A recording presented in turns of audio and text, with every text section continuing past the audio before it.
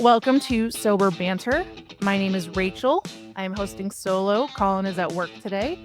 We have a guest all the way from Brighton, UK, and his name is Sam Thomas, a writer and campaigner. Welcome, Sam. Hi there. Thank you for having me. Well, you've been sober since 11/10/2019, so congratulations. Thank you. Man, we're November 22nd of Yeah. 21.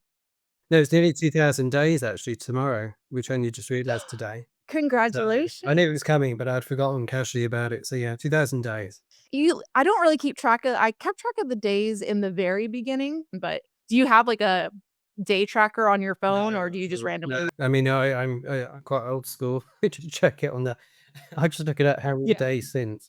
No, I do keep a bit of a track, but I used to do a weekly tweet, which I've fallen out of the habit of. So now it's Oh, just a case of the 6 monthlies and the yearly, and that's about it in terms of milestones. well, that's pretty cool. I hope you tweet tomorrow about Yeah, 2000. no, I'm It's planning really to. Yeah, inspirational. very, very tweet. Yeah. So tweet very often now. So not only tomorrow, 2000 days, he has gecko, a praying mantis, 6 tarantulas. Oh my god. 2, I don't know what wandering spiders are, but I am terrified, but in a therapy scorpion. Mhm. So, what? Did that start after sobriety? In sobriety? Yes and no. I mean, there's a link actually between alcohol withdrawal and spiders. So I may as well just jump straight in, I suppose. Probably about 10 years ago, when I sort of was beginning to not quite 10 years, probably more like 8 years ago, if you're going to be exact, I sort of did that classic thing of just abruptly stopping drinking, not really realizing I was alcohol dependent. I had alcohol withdrawal episodes, which I didn't realize that was alcohol withdrawal either. So it was a bit of a mystery for a while, was falling down so unwell on a regular basis. But sort of when I was sort of in and out of recovery for a period, I used to start having hallucinations as a result of alcohol withdrawal, several days in type thing. It's very scary, and I didn't have a clue. It's almost like dreaming whilst I was awake. Very strange. And of course, one of the other symptoms, of course, of alcohol withdrawal is just full blown insomnia. You just do not sleep. So sort of dreaming while I was awake. And the thing that was reoccurring again and again was spiders. So what I did, I think must have been about 8 years ago. I was trying to work this out the other day, what year it would have been, but I think it might have been 2016. I got my first tarantula, and admittedly, I was completely drunk. I'd already two sort of little geckos at the time. And so it kind of made sense. I keep hallucinating spiders, so let's get a tarantula. That makes sense. And about 5 days, I sort of looked at her. She was on the kitchen sink, and she was pretty scary. Didn't know anything about tarantulas at all. I barely knew what species she was. She was a Mexican red rump. She was considered with the deep end slightly of tarantulas as well, so I didn't realize that. She's not exactly a beginner's sort of tarantula. Anyway, is once I sort of had a couple of bottles of wine, I used to sort of get out in the early hours of the morning, and actually I was in total awe of her. She was so sort of spectacular, doing all the little things with the legs and moving around, and she was really not that frightening at all. She was just a ball of fluff. So from that point onwards, I was just sort of hooked, I suppose.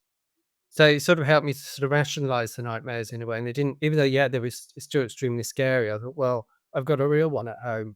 So, and then over the years, particularly during lockdowns when we had far too much time on our hands, and far much time to watch YouTube, I ended up sort of really doing a lot of research into spiders and things. And then I just got a full blown collection, basically. That is crazy. Yeah, but they're all quite little. They're all quite young, even. Some are older than others, and some of them are pretty scary, like the wandering spiders. We've got the tiger wandering spider and the red fang wandering spider, which are as hideous and adorable as they sound. But yeah, I've got a small collection, a scorpion as well. So yeah, but at this stage, I'm not frightened by any of them, to be honest. But originally, so it's almost like an exposure therapy. Yeah, I suppose I don't. Yeah, that's precisely it. I've been trying to work out for a while. What do you call that? Exposure therapy. Yeah, I suppose it's that, just sort of after a while you begin to rationalize it and it sort of diminishes the fear or the anxiety around them as time goes on. And it turned out I wasn't that frightened by them anyway, really. I just didn't know what they were. I didn't really know much about tarantulas 8 years ago. Now I'm, a bit of an expert, inverted commas. But, it's just, they're just fascinating me. And, I've always been quite drawn to exotic things. I think it took me a few years to realize where I have big interest in plants. I've got loads of plants and I've got, like I say, a gecko. So I did have a chameleon up until recently. Unfortunately, it died. And I suppose when I think about it, because I grew up in Liverpool, which I'm sure you're familiar with, where the Beatles are from, it was very grim, very grey, very windy, very miserable in the north of the UK.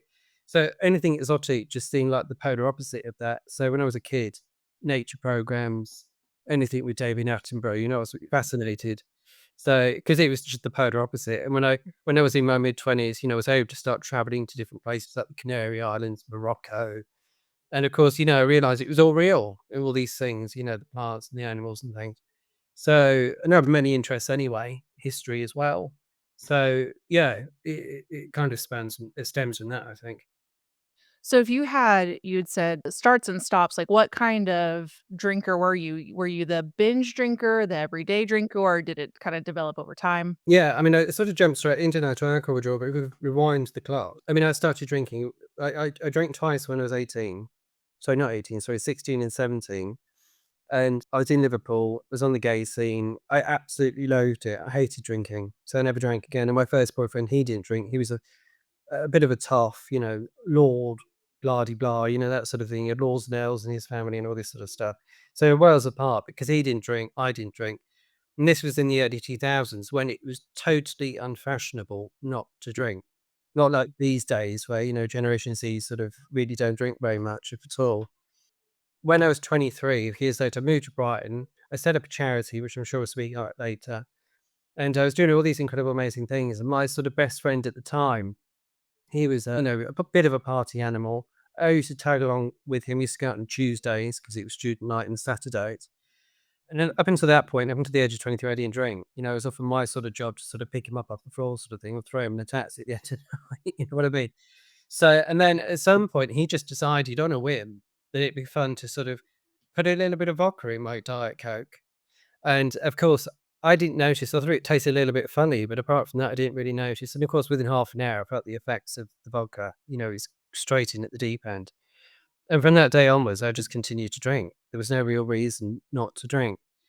It was my choice to drink from that day onwards, of course. It wasn't like he spiked me every time, but the very first occasion was that. And then I ended up sort of drinking things like Sambuca and Coke because it had my name on it, ha. And then rosé wine, you know what I mean? So I really go at the deep end. Shots, of course, the whole point of shots is to get drunk. So I kind of felt as though I had a lot of making up to do from all the years that I didn't drink. Of course, if we jump to about the age of 24, 25, I can't remember exactly how old I was actually now, but my mother died about 11 years ago, I think it would have been. And of course, at that point, I was estranged from my mother. We didn't speak for 7 years. I had a very complex relationship, almost non existent relationship really with my mother. Her mother was money depressive, addict, or, as it so happens, in the asylums. Of course, back in the days we did have asylums, she not having a mother sort of meant that she didn't have a role model, and that sort of had a knock-on impact on me in a way. So, to explain the sort of the background. But of course, and the reason for our sort of non-existent relationship, she just didn't know how to be a mother as in very simple terms. So she died, and then at that point onwards, I just sort of became miserable, as you would expect. Not fun to be around. So I stopped getting the invites on the Tuesday and Saturday nights like I'd always get without fail. So I ended up sort of drinking at home just on a Saturday night. I used to get the two little bottles that you get on planes and trains and things. That was my idea of a binge drink, you know what I mean, a Saturday night. And then, of course, over time, it became Friday, Saturday, Sunday, then sort of days during the week. You can see what's going to happen here. You know what I mean? It just sort of becomes any excuse to drink. And because I was doing all these incredible, amazing things, speaking at conferences, doing media appearances, all sorts of things with my charity at the time, very high profile stuff, I sort of had a bit of a high, but also a bit of a low, tale of two extremes. So the alcohol. Like a justification, kinda like, Yeah. "Well, if this were failing, then I would have to Exactly. have a Yeah, it's problem." just an excuse for any mood, any situation. Classic textbook, isn't it? Really, just as a reason to drink. So, but it was all in private at home. I didn't really drink that much around other people. And at that point, I was going to the gym. I only started going to the gym in my mid-20s. I put on a lot of muscle quite quickly, so it sort of became appealing to other men all of a sudden. And the good thing was that because I went to gym quite late at night, it sort of acted as a bit of a safeguard. So, I mean, I wouldn't drink till after I've been to the gym. So if I went at 9, 10 Mm. o'clock. So then I would sort of drink till 3, 4, 5 in the morning, depending what time I went to bed. I just slept a few hours sort of thing, got up, did what I had to do that day. But of course, there came a point when I sort of fell out the habit of going to the gym and that sort of safeguard was removed and drinking, well, it was just open season. and it wasn't sort of day drinking immediately, but that did sort of become a thing a bit later, certainly towards the tail end of my 20s. So, yeah, it's sort of a bit sort of hazy at what point, things progressed because it's very sort of incremental, isn't it, over a period of time. But I went, to put this in very simple terms, from teetotal in my early 20s up until the age of 23, and then detox rehab by the age of 31. So it really is one extreme to the other.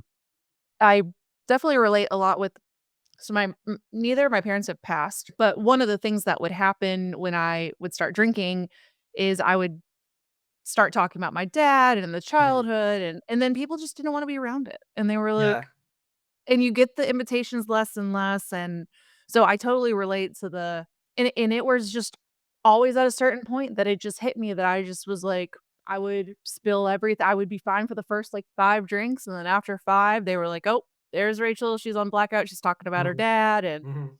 Yeah, no, it just becomes more isolating as time goes on, and I think that's sort of the fuel. now you're not saying it out loud. Now you're saying it in your head, and you're kinda Yeah, going yeah, alone in this yeah. rabbit hole, and it can be a very, very lonely place, and I don't think anyone who hasn't done that understands, like, how inner loneliness can feel. Yeah, no, it's just fuel for the fire, isn't it? It's sort of one of the Fuel. a few things really that's sort of the key ingredients, if you like, that sort of enables addiction to thrive. And, isolation, the more isolated I became, the more I drank, basically. And of course, I was very isolated in my work as well, because I was sort of a one-man band. It's a charity. There were people working with the charity, but it may as well have been the Sam Thomas Foundation. I should explain what that charity was really. I mean, it was for men with eating disorders. I mean, I had bulimia throughout my teens, from about the age of 13 to 21. And It's a hard disease too. and as you can probably see where I'm going with this, I kind of sort one thing for another. So bulimia in my teens. There's a period in the early 20s when there wasn't really a default coping mechanism per se, but from the age of about 23, it was alcohol. It just took over, literally sort one thing for the other. And it is sort of quite common. Of course, Amy Winehouse, I just watched what's it called, Back to Black. She's one famous example of, people who swap, I think, was it addiction transference, I think it's called, where people swap one thing for another. So I was doing that, reflecting on my experiences of being a man with an eating disorder, back, keeping in mind this is in the early 2000s, late 90s, early 2000s. It was just considered inconceivable for men to have eating disorders.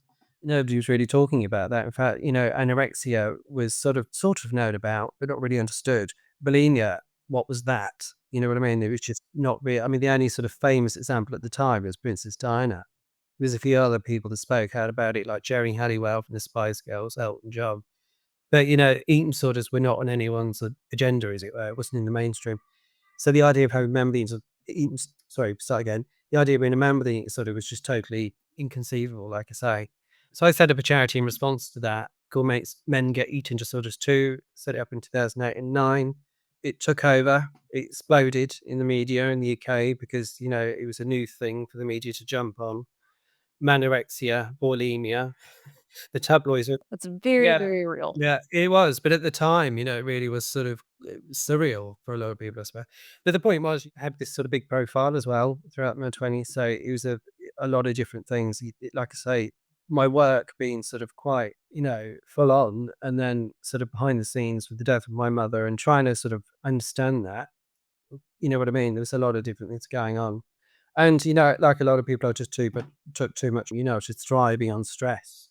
Later on, I would be diagnosed with complex PTSD. That wouldn't be until my early 30s. So, yeah, I don't know, jumping back quite a bit, but just sort of trying to paint a picture of all the different things going on, really. Well, I feel like with addiction, we almost live these different lives, if you Mm. will. Like we have this private, like what people we want them to see, like the running the charity, running a business. And then there's this whole other of how we're dealing with the life emotions or the Yeah. trauma or so with the PTSD, I feel like a lot of these start coinciding with each other because people are like, they don't understand these Yeah. disorders, and I think it's so important. So how do you explain it in when you're talked about men have disorders Well, I used too? to travel around the country doing all these training, workshop tours for training sessions for professionals, and I used to sort of give a slightly different answer each time, I think.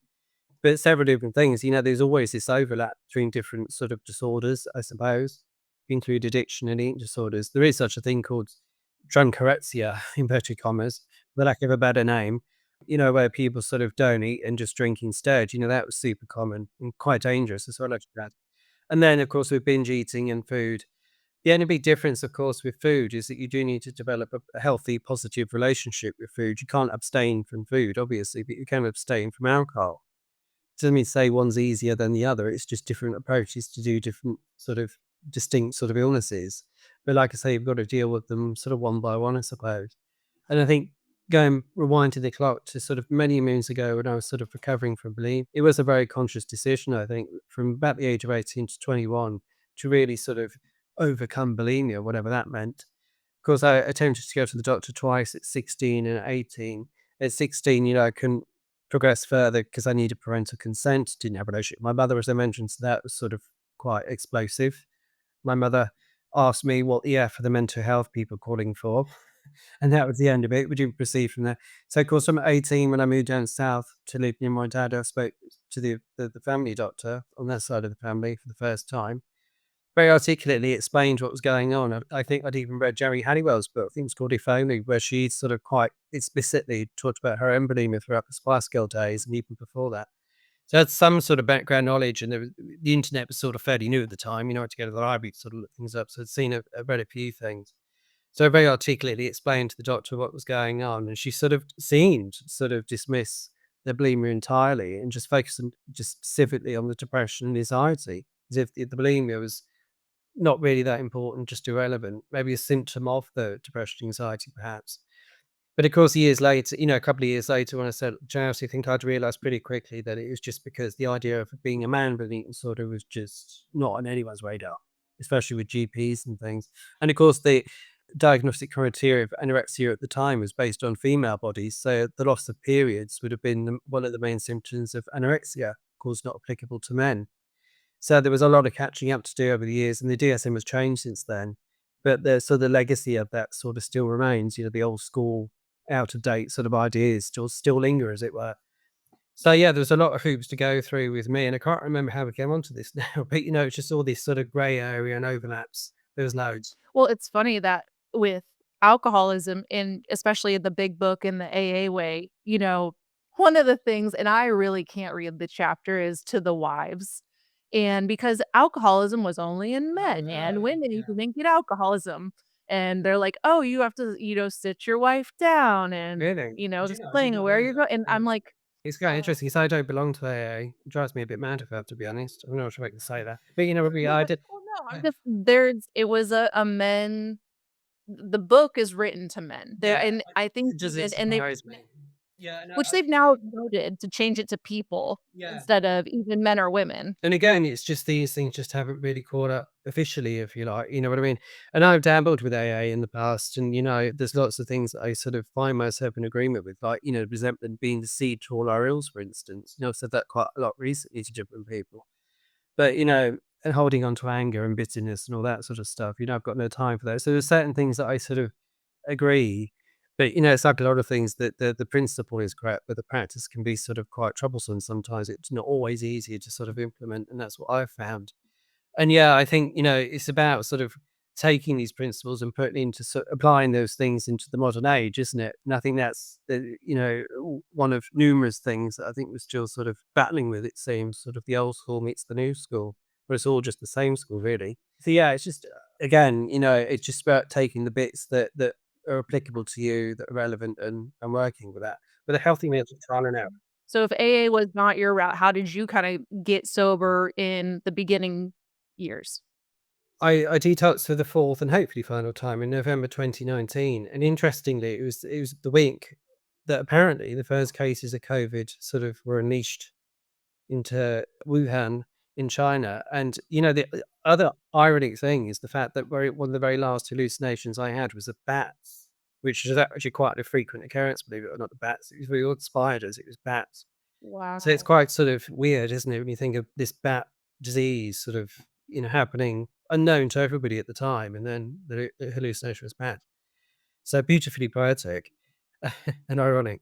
That is really poetic. Yeah. So, but the thing, of course, nobody knew that there'd be a pandemic around the corner. So I had this sort of period for about 4 months where the honeymoon period, if you like, of sobriety, so I can put things to, really into practice. I went to Gran Canaria, which is in the Canary Islands, a month after my detox, which in itself is extremely risky because, of course, Gran Canaria is an LGBT sort of friendly island. I call it Devil's Island. Very good reason. And what happens on the island stays on the island. And of course, it's party central, kind of sex crazed, if I have to be honest. Anything goes. So here's me going to sort of Devil's Island, sort of the island of temptation, a month in. So I kind of realized if I could survive that week, then I'm probably in it for the long haul. And I did, you know, even though I kind of isolated myself quite a bit during that week. And of course, I've been there many times, I've been there 10 times, I think it is now, I think. No, 8 times, and, over 10 years, I mean. So, I've been there, knew it, it's kinda home away from home, so in a way I was able to do that. And then 3 months later, when just before the first lockdown was announced here in the UK, the sort of the end of the voluntary lockdown, and then it became mandatory.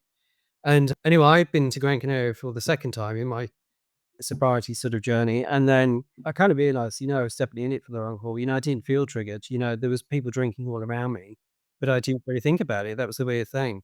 And of course, for me, because I've been sober in a previous life when everybody else was drinking, it wasn't that difficult. I've been there before. It wasn't like I'd always drank from year dot and I didn't know life without a drink. So in a way, sort of way, it's probably that just a bit easier. And actually, I found that even though, yeah, it's the expectation to drink, when I said that I couldn't drink for X, Y, Z reasons, people were just quite respectful of that. And that's the case ever since. I've been to Gran Canaria numerous times, and, people seem to be, like I say, just very, yeah, okay, Isn't congratulations. that weird? Like, It I is a always little thought people bit, cared, but it's like, they don't care. Yeah, it is a little bit, but I think, I think there's been a bit of a shift in recent times to sort of people going, choosing to be sober as well. So I think 10 years ago, yeah, it was still a little bit weird, but I think now that, I mean, there's a growing sort of sober community within the LGBT umbrella. I've written a couple of articles even. So it's definitely sort of growing and more sort of prominent. So I think, yeah, so it's not quite as taboo as it would have been at one time. But no, I going back to that sort of period for 4 months, I got back from Gran Canaria for the second time, just as when everybody was sort of panic buying loo roll and things like that here, it was quite weird. And because in those days, I didn't really pay that much attention to the news, to be honest. In fact, in the height of the drinking days, there's major world events that I didn't even know about. So, totally oblivious to a lot of things. So all I had heard, all this sort of panic buying over blue roll and silly things, and then I got back, and then all of a sudden everybody's wearing masks in the airport. It was like all of it. There was a few people before I left, a few Chinese people and things like that. But when I came back, it was that in the space of a week, it felt like the UK had changed. It went from sort of this sort of concern around something called COVID-19 that nobody knew anything about, to suddenly it's sort of being the on the first thing on everyone's lips, literally. So there'd been a shift, and of course, a week later, we went into voluntary lockdown, if I remember right, and then a week later, I think we went into mandatory lockdown, something like that. And then for the next, God knows how. And you were sober. Yeah, that's what I mean. So for the next 2 years, we're in and out of lockdown. Our government was just chaotic. We had Boris Johnson. I know you had Trump at the time. So, and you've got him again, unfortunately. But you know what I mean? It's sort of, so it was pretty chaotic. And it kind of, the only hope is that there'll be a vaccine. Do you remember? So it was sort of like life would resume once we have vaccines. I even took part in trials. So, I did a lot of things. I started writing a book in the lockdown, so, which I'm hopefully going to publish soon. So, yeah, I do lots of different things, but I suppose, life was on hold for 2 years, it felt like. So it felt very prolonged. A lot of things I didn't really sort of begin to expose myself to even until I was much later on in recovery because of this 2-year pause. I was back to the gym for a few weeks, then we're back in lockdown again. That was the one thing that kept me going. So, yeah, it was just, I don't know what the original question was now, but, it's just for a period, it was just very chaotic. Just getting sober in the beginning is yeah, and you said it was 2019, it was right before the COVID Yeah. locking out. Yeah, There was a really and important point I was gonna mention, actually. I think because of the timings, it was 4 months before COVID really hit. right. You know what I mean? It was kinda good. To be retrospectively, I look back and think, "Yeah, would I have coped?" It would have been very soon after that first detox. Yeah, I would have probably made it through, I think. I was very committed to it, but it would have been a slightly Yeah. different journey. I may not have gone to Gran Canaria. I might have sort of developed a major anxiety about it, thinking that, oh, if I go back there, that's where I'm going to relapse. Because I did that fairly early on. I was quite sort of well rehearsed. I've been there twice in fairly recent times, still not triggered. So in a way, it's quite good the way things worked out. But you can't plan for these things. It's just, it No. just, mishaps and consequences, really. So did you ever try, like, the dry January thing that would, because I know that's more popular or started in UK. No, yeah, I mean, it's a UK thing. I've written numerous articles about it actually, and I'm always sort of very active during that period, it seems. No, I mean, I didn't really. I mean, funny enough, I mean, the articles that I've written is about that, it's actually probably quite dangerous for people to stop drinking abruptly on January Right. 1st. That was the point of my articles. I mean, to be fair, the most seriously alcohol dependent people probably wouldn't engage with it anyway, to be fair. It's really for people that have an unhealthy relationship with alcohol, want to save a few quid over January, especially post Christmas and New Year. And then you got, all sorts of bills that are due in January as well. So, yeah, I mean, I don't think we talk about that enough either, is and I get hesitant, like, for my dad. He is, like, alcohol dependent. He couldn't if he were to stop, he would withdraw. It's yeah, have seizure, like, I mean, the whole 9 yards. And people, when you think of that heavy drinker, yeah, you can't just say, "Oh, just stop and give it up." Like, I mean, yeah. it would require a doctor. It would either hospitalization because it would take time to wean off of it. Yeah, no, Uh, completely. And I think, that is not said enough. I think that's why I get sort of a bit uptight about Judge Henry sometimes. But the point is, it's really not meant to be for those people that are seriously alcohol dependent. yeah, I don't think that's talked about enough is that, there are people you can't just tell someone to stop drinking, especially if you have a family member that is in that deep. It is not that simple at that point, and No. maybe people do think it's like, "Oh, well, if they just stop drinking," but there does come a point where stopping drinking, it could kill you. Yeah, and actually, You I'll tell you about my experience actually, because I've told this story many times actually, that I had fallen out the habit of going to the gym. And I think it was in very early July 2016, I think, if I remember right. I had on the way to a meeting in London, at one of the men's groups, the charity, we ran sort of support groups in different places. And I was due to sort of consult with the group members about funding, I think it was. Anyway, about 24 hours after the last drink, which was quite, the first time I'd gone for, more than a day without a drink for a long time. But anyway, I didn't get to the meeting. About 36 hours or so in, I ended up in hospital instead, basically. So they're on the tube, falling down, seriously unwell. And it was sort of the most strangest feeling of illness, the shakes and the sweats. And it was really hot, a bit like it is now, I suppose, here in UK. Really, really hot in the tube as well. So it's even hotter. And managed to find sanctuary in a sort of a coffee shop, above ground, over the road. It's really unbelievably quiet as well for central London. And there was one person that was sitting in a table opposite, keep looking at me, shaking, trying to pour water into a jug, getting water everywhere. No idea what was wrong with me. Of course, I had no I really didn't know anything about alcohol, about, let alone alcohol withdrawal. So I thought, I was having some sort of allergic reaction. Cold, flu. Yeah, Yeah. fever, all those sort of usual scenarios type thing. Anyway, the lady came over, and it turned out she was an off-duty nurse from St Mary's Hospital, which was a short distance away from where I was. She asked me what was wrong. I said, "No idea." Anyway, next minute, another person sort of attending to me, breathing into a paper bag so I couldn't breathe properly and all this sort of stuff. Don't really remember too much really in terms of the sequence of events because I kept phasing in and out as well. And next minute it was an ambulance, next minute it was in St Mary's. And me being me, so being more worried about not getting to my meeting, I sort of self-discharged, would you believe? And in those days, worked to a precedence over absolutely everything else, no matter what sort of thing. Very self-sacrificing looking back on it now. So, of course, I had another episode a month later. It was Brighton Pride here where I'm based. It's one of the biggest Pride events, in Europe. And of course, I'm slap bang in the middle of it. I'm sort of a short distance away from where a street party sort of held. So, of course, I'd got back from a conference late on a Friday, would forgotten that it was Pride, had no wine, no food, no nothing in the fridge. So the entire weekend, I just sort of attempted to sleep, and I sort of did sort of sleep. Of course, by the Monday, I was in alcohol withdrawal again. Of course, this is a month after the first episode, which at the time wasn't diagnosed. Again, ended up in hospital. My friend sort of insisted I go to hospital because there's something seriously wrong with you. And then, of course, the doctor sort of suggested, do you think it might be HIV? Being a gay man, I sort of felt that, looking back on it, whilst I understand the need to ask the question, it kind of felt a bit sumptuous, really. But of course, a lot of people here in Brighton, about one third, I think, of gay men or men who have sex with men have HIV, so it wasn't totally out of the question. Anyway, it turned out it wasn't. And then in November of that year, given him on the first admission was in July. Second admission is sort of say admission, sort of visit to a accident and emergency. The second one was in August, and then in November of that year, yeah, I was back in hospital again, and it was sort of confirmed that it was alcohol withdrawal. So it took about 5 months. Yeah. And I think every time with the doctor that my, like, panels would come back something off, and any suggestion that it could be alcohol, it's like, "Oh, no, it's probably not the Yeah, drinking." yeah. Well, funny Not the enough, I've drinking. just been because I'm rewriting a memoir that was due to publish a couple of years ago, and actually I've just been writing about that whole sequence of events. Just I'm in the middle of it now. Actually, one of the things that I think I'd realised when I was rewriting it is the fact that lots of questions were asked to rule out all these different things. Blood tests, Yeah. everything was ruled out. But at no point along the line did anyone say to me, "How do you drink, and how much do you drink?" And that was the weird thing. And, and it is a common question to be asked. You know what I mean? I've been in hospital far too many times during the rock and roll years when I was in and out of hospital on a regular basis. So you used to sort of hear doctors say to other patients, "Do you smoke? Do you drink? Do you do drugs?" All the usual question.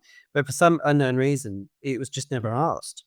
And I think at one point, I think I sort of minimized it a bit and said, "Oh, I don't drink too much," and very collection of that. But it was sort of, I don't really recall when that was in the timeline, to be honest. But no, it was just never really fully explored. If it was asked, there was no sort of probing questions just to check.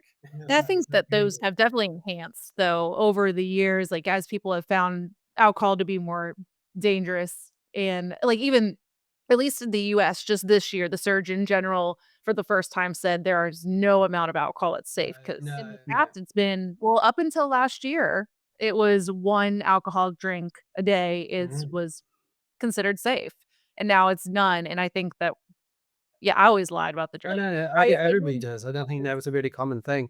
I mean, I think they say that usually if somebody sort of, I think usually doctors, I read somewhere something that, usually it's treble what people say normally. You know what I mean? I mean, I wasn't very honest about the binge eating either, like, that was my little secret too of, like, just and I usually and I it was never around people, it was always and it seemed to be sweets was my thing, and I don't that's where it's like, I have to buy, like, all the chocolate, and it's the same with my alcoholism, but I'm more open about that today because I don't know, I guess I used to be ashamed of it, now I'm like, "Yeah, it's part of the history, and I Yeah. can watch out for it," but it is what's the metaphor is they talk about the tiger in the cage is, like with alcohol, you can just put a tiger in a cage and that's fine. But with eating, you have to go in that cage and learn how to accept the tiger and kind of pet the tiger because you have to have food in your life. It's like see my tarantulas and scorpion. It's the same. Yeah, yeah. Oh my god, I still can't. So That is yeah, I mean, although you're really justifying like, I've thought about signing up for exposure therapy because I am so scared of spiders, and I don't know what it is that well, I have a theory that there was one night, heavily drunk, and there were drugs involved, and I saw a spider, and it, like, tripped me out, and mm. I think it was a I think it turned into a hallucination, and I ever since then, I haven't been able to handle it, and I think the drugs definitely enhanced my fear, but, man, maybe I need to look at exposure therapy. Yeah, and I was a little bit nervous of them at first because I've got a couple of medically significant ones, which in the grand scheme of things are still very mild venom, but I've handled them. You know what I mean? And it sounds crazy. And the reason why is just in case they run up my arm, then I'm like, you know what I mean? So because I've handled them, I think, well, if they sort of, I mean, they never do this to be fair, but they do run up my arm for any reason. Well, I think, well, I've handled it before, so it's fine. So, and That's they're very reluctant to so bite anyway. There's only a handful of species that are prolific biters, really. So, yeah, I think it's very true. And I suppose what it comes back to is, like I said earlier, it's just rationalizing what the fear, what the danger actually is, if anything. how what does your recovery look like to like, for I guess, do you just feel that you're past the point, like I know you said like, you talked about, I can't remember the name of you said the where you went for treatment, and it's like the island, the party island, Oh, yeah, Glen Gran Canaria. Gran Canary. So, we go to Vegas, and I used to get just blackout in Vegas, but we've gone probably 7 times sober, and I don't think about a drink, and it is just crazy that It's just not I don't think about the alcohol. I really don't. And if I do see it, it's usually like, "Oh, I'm glad I don't do that Yeah, well, anymore." exactly, yeah. I mean, It's more like I feel badly. yeah, you sort of disassociate yourself from it anyway. So I remember when I was there last, I think when was it? September, and I think, I sat by the pool and just observed, and I thought, "Oh, I'm so glad that I don't live that lifestyle anymore, just from watching other people." And it's quite It sad. runs it, like, it is weird. Yeah, it's quite sad in a way because you kind of think people, they think they're having the time of their lives, but are they really? You know what I mean? But it's not my job to sort of make an intervention and, you know what I mean, tell them, "Oh, have you tried not drinking?" You know what I mean? I just don't go there because I just don't really see the point. But, yeah, you do sort of disassociate myself. And I do see the amusement as well. It's just sort of looking at it from that perspective, not taking it too Yep. seriously in a way. That used to be me. That was me at one point, and I'm just like, "Yep," and there was probably someone sober watching me saying, "That used to be me," and Yeah, yeah, yeah. And also, you don't know. And also when I mean, unfortunately, it does come up quite a lot, "Why do you not drink? Blah, blah, blah, blah, blah." But, it usually sort of, it starts conversations and it usually sort of might even just plant a scene in someone's brain. Again, I haven't got time to sort of, go around and, you know, yeah, influence no, no, certain no. sort of ideas about drink. I haven't got time for that. But you know what I mean? I think when you do sort of have the normal everyday sort of conversations, it can plant that seed. And I think it also sort of says to people that it is possible to live a different lifestyle to what is the status quo, what's the norm, inverted commas. So what does your day-to-day look like? Like, how do you do anything to practice? I mean, if you're writing a book, you're also having a eating disorder charity. I feel like you have quite a bit of Yes, check-ins. I mean, I left the charity, you should have said about is it 6 years ago or 7 years ago? I can't r Okay. 2018. So when was that? 7 years ago. So no, I left the charity quite some time ago in quite abrupt circumstances, actually. I sort of left the band, did what Jerry Halliwell did back in the day, left the Spice Girls, and it turned out I was the band. So the charities unfortunately just disbanded eventually, and, I sort of been writing and doing bits and pieces really, sort of trying to sort of focusing on my recovery really when I think about it, but, sort of thinking what sort of solo career might look like in the future. But, it did come at a significant cost and it was self-sacrifice, so it's giving service and all this sort of stuff, helping others and do-gooding shouldn't come at the cost of self-sacrifice. So that was the massive lesson I learned from the charity. So I'm not doing that again. But going back to day, I think I strive to sort of keep things relatively simple. I do go away occasionally. I've been to Morocco back in January. Been meaning to go back to Morocco for a while. Went back. I was there in 2016. For about 8 years, I've been threatening to go, and I finally did. So I get to do a little bit of that. Not often though. And then I've been writing occasional article, the book, I wasn't gonna rewrite this book, I sort of shelved it 2 years ago, 2 months before it was due to be published. So it doesn't look like a very good track record, does it? Leave the charity, shelve a book. But, I think, I've had to sort of make decisions along the way that sort of puts recovery first. And actually, it's the first time in a long time that I sort of feel as though a lot of things are sort of mostly in place now. Keeping in mind, it felt like a lot of things were on pause for a while, as I mentioned earlier, with lockdowns and things.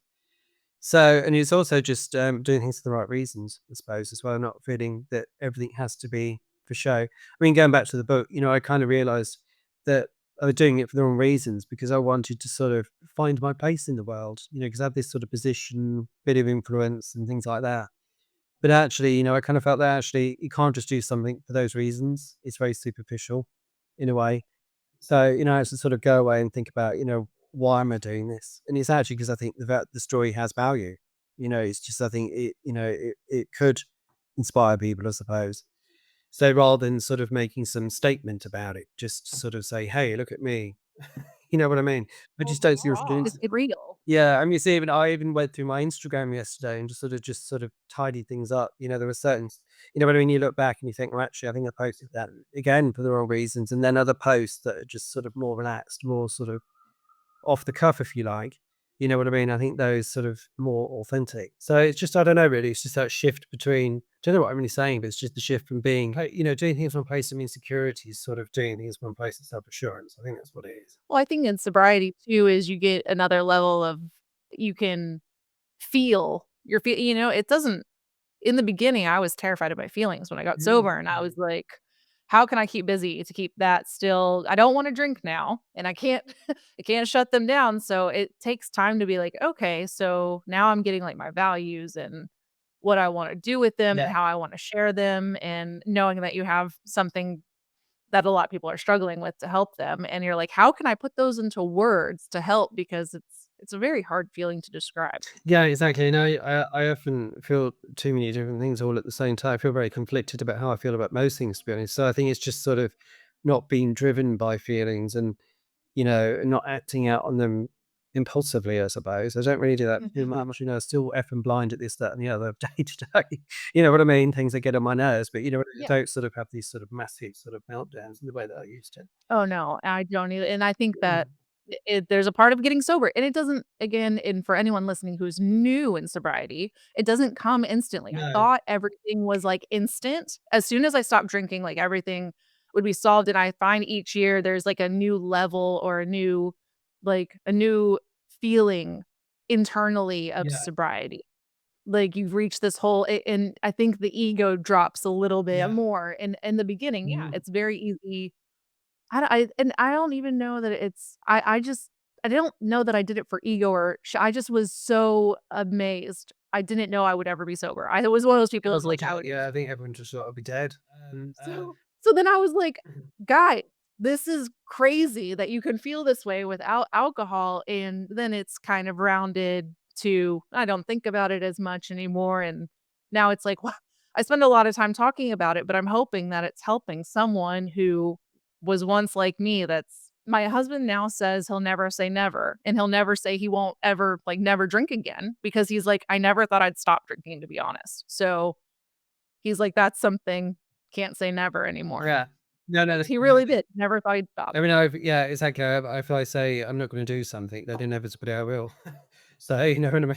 So I don't need to say that anymore. I just say, I don't yeah, I may do this, I may not. I suppose going back to ego, I think that's a good point. I think a lot of things, because I achieved all these incredible, amazing things. I did have a bit of an ego problem when I think about it throughout my 20s and early 30s, and even up until recent times even. But I think the shift now is that things are not sort of, again, it's not really about ego, it's more about instinct. I trust my instinct a lot more about things. You know, and sometimes those 2 things can be at conflict. Ego says one thing, but your instinctive and says something completely different. So, like rewriting the book, my ego said, "Oh, can I really be bothered? Why am I doing this? Blah, blah, blah, blah, blah." But then my instinct goes, "Actually, no, this is what you've got to do." It won't be my career defining work necessarily, but you know what I mean? It'll be a stepping stone onto other things, hopefully. So just trusting that and not sort of, again, not everything has to be to make a statement. You know what I mean? It's again, I was sort of very prone to doing that. And again, like I said earlier, it's about, I think ego and insecurity, I think, often come hand in hand. Instinct and self assurance also, I think, come hand in hand. So I think that's the shift. I think. I think it's the, opposites, the faith and fear, there's it's that balance, the yin and yang. Yeah, no, it's all those. But I think in order, I think it's good to have experienced both, all those different extremes, because then you can rationalize it. So, no, I think it's all quite good. And yeah, like you say, that I think each year that passes, I think there is this new layer of understanding and awareness and all this sort of stuff. So that's why we say recovering rather than recovered. Yeah, Yeah. I'm always in Yeah, recovery. it's a process. And I used to sort of question that at the beginning. Why do we not say recovered? But it's for that reason, because it's just an ongoing forever and always. And you look at the I've forgotten his name all of a sudden. Who's the guy? Anthony Hopkins. He's Anthony. Yeah, I mean he's in recovery. He's been sober a long He's time. in recovery for about 300 years, I think now. You know what I mean? He's I think he's almost 40 or so or maybe 40, yeah, been a yeah, long time. yeah. And actually, the interesting thing is as well, this is a really important point, that a lot of people that I noticed, I mean, I was sort of at 33 years age, of age, I think. Yeah. Was I 31? No, 33. Yeah, I was right. When I did my fourth and final detox, I was old enough to notice the pattern, but still young enough to make the changes. There's not to say that anyone's too old to change, but it's just, it's a good sort of age, isn't it? Where you've got the incentive to change. Because in theory, you're just short of halfway through your life, sort of thing. And a lot of, look at a lot of major celebrities like Anthony Hopkins. If I remember right, I'm pretty sure he detoxed around early 30s again. I know Eminem did, and maybe a couple of others. Can't remember. I was going to say Russell Brand. Oh, there's a lot of people. Yeah, I was going to say Russell Brand, but Press, yeah. It's sort of Yeah, blacklisting at the I moment. still love Russell Brand, I don't know, I still love him, so. Yeah, and like I say, we've got to be cautious because we don't know. Yeah, we don't know what's. Yeah, we don't know what we don't We don't know, know. I do like his Yeah, the recovery stuff. yeah. So the point is, there's a few sort of examples, just picking up famous people, but you know what I mean? Just a few examples of people that sort of had a very wild sort of teens and 20s and early then, round about early to mid thousands sort of implemented changes sort of thing, went through this sort of transition. But like I say, I can't stress enough this that you can do it at any age, you know what I mean? So there's no sort of time limit. Well, and I mean, everyone there are you could find any age of, and I think there's celebrities even that are just recently getting sober that are in their 50s, Oh, yeah. and or there's people now as I was in my 20s and my husband was in his 30s, and I mean, yeah, I don't think any age is a great age to get sober, to be honest, Yeah, because you're only enhancing the remaining years you have left. yeah, In a exactly. lot I know that I wouldn't have lived as long had I not got so I mean, I guess I don't technically know because I don't know the future, but yeah, it's I've never met anyone that's regretted getting sober, and I've never regretted there's never been one day that's passed that I've regretted getting sober. Where I live, I live near a high street and it's just full of homeless people. Clearly a lot of people, a lot of issues, mental health issues, addiction especially. Constantly reminded all the time, it feels like, of what could have been. You know what I mean? And I think that's changed too in my but I don't know for you how it feels, but with homeless in the beginning, I when I was newly sober, I was like, that person could go get help, like, I'm getting help, I'm only a few days, few months sober, like and now as I've developed my recovery, I've worked with a lot of people in sobriety, I'm like, they just haven't hit their point yet, like, I feel badly. It's more like I understand how they got there versus looking at in the beginning, I think I was like, "You can do it too," Mhm, and, mhm. like, "Come on, get to this meeting, like, come in the meeting with me," and now I'm, like, even trying to do that, like, that's not their journey, and it's just it feels different. I don't know. I look at people different as my and not in a judgment way, Yeah, just like I yeah. I understand way, if that makes any sense. Yeah, and it's like, I still get very frustrated, sort of, the things that, the antisocial behavior and the noise and everything else that you see in the high street. But, I think I realize that actually these are people that clearly are addicts, that's their lifestyle, not necessarily chosen lifestyle, but it's the one that they've fallen prey to. And that's all they know. They don't necessarily know that there's this thing called recovery and that life can be different. So I have to sort of challenge myself, I suppose, on a daily basis, which is easier said than done. Because I do get seriously irritated. 'Cause you can't say anything. There's nothing you could really do or say. Exactly, and that's the other thing. There's no point. I mean, it was a few months ago. There was a person just lying on the street, unconscious. And of course, I walked past, and did that thing until I turned around. Of course, I did. He was totally pissed, as you can imagine. And this is not an abnormal thing around here where I live. So I sat there, said, "Do you need any help?" "No, F off." Usual thing. Anyway, so Isolation. I just said to him, "Look, I'm gonna have to call an ambulance because just can't leave you there." You know what I mean? He'll have a conscience now. There are certain things I can sort of, Yeah. override sometimes when it's just silly things and people just have to, yeah. But when it's things like that, just lying unconscious on the floor. So anyway, the fortunate thing was I sat there. It was at I literally short distance away from the hospital, so the ambulance came within minutes. Of course, the ambulance people looked at me with that sort of look as if to say, "Did you really need to call us?" Do you know what I mean? Because they're so used to sort of just picking The people up right on the thing to street. do. That's all they do. They're just the cleanup team, really, that sort of sweeps people up. Of course, you were taken to A&E, probably gave an A&E load of grief and probably self-discharged, I imagine. But you know what I mean? It's just it's difficult to sort of know at what point can you just choose to go, at what point do you need to act. But, it's yeah, I think it is difficult when you're sort of so exposed. I mean, if I lived in the middle of the country and I mean, I've been to a few places near where I live and just realized how civilized it seems by comparison to Brighton. I went to Lewes, which is up the road, a real sort of old, sort of typical English town, what I mean, Roman, with a castle and all this sort of stuff. And I was thinking how sort of civilized it all was by comparison. There's no sort of street chaos, you know what I mean? So So if people wanna follow you and keep like, if your book's coming out, how can people stay in contact with you and, where are you talking about your recovery the most, or how do they follow where you if you were to put out an article soon? yeah, it's a good question because it's all chat. I mean, I was on Twitter, but I think we all agree it's on a live support machine now. Is So Bluesky now the thing? yeah, so I dabble at the other two. Is it Threads and Blue Sky? But I'm not really. I have like 10 people. But I am sort of a lot more active now on Instagram. Sort of.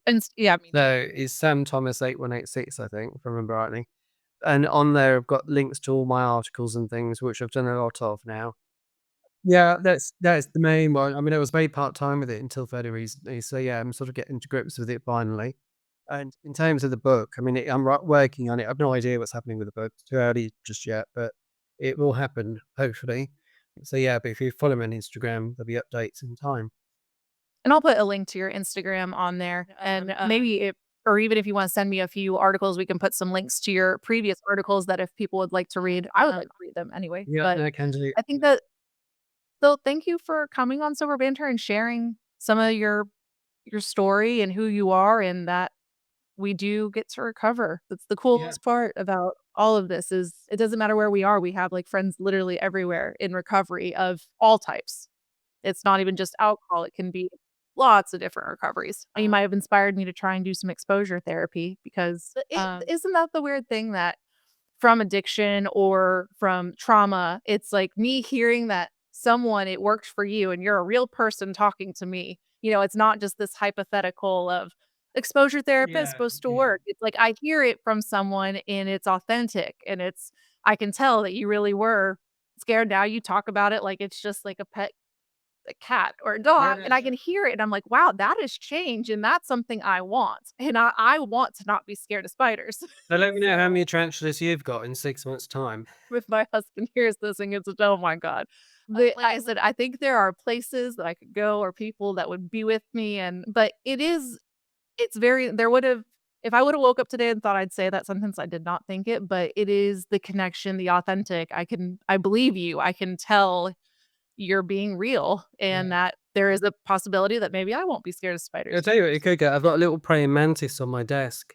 I could show you, but I don't know if it will show up on the camera. I can try. You see it? I c no, where oh, I do see it. Yeah. Yeah, I do. I don't think I've ever even seen well, yes, I have. I was like, She's so beautiful. I mean, they're not scary at all whatsoever, but they're quite good, sort of low maintenance, just short-lived thing. And actually, I didn't know very any of cool. praying mantises, so I've got a few different things. But and I had little crabs It's as well. inspiration to learn more. Yeah, so you can try just start with a praying mantis and work your way up to spiders. That that that would The be it. praying mantis is Okay. quite elegant and graceful because they're always praying. But yeah. Much less than a tarantula, so, again, thank you for coming on, and I will put all the links in the bio and below so that way people can get in contact or follow you and read some of your articles, so, thank you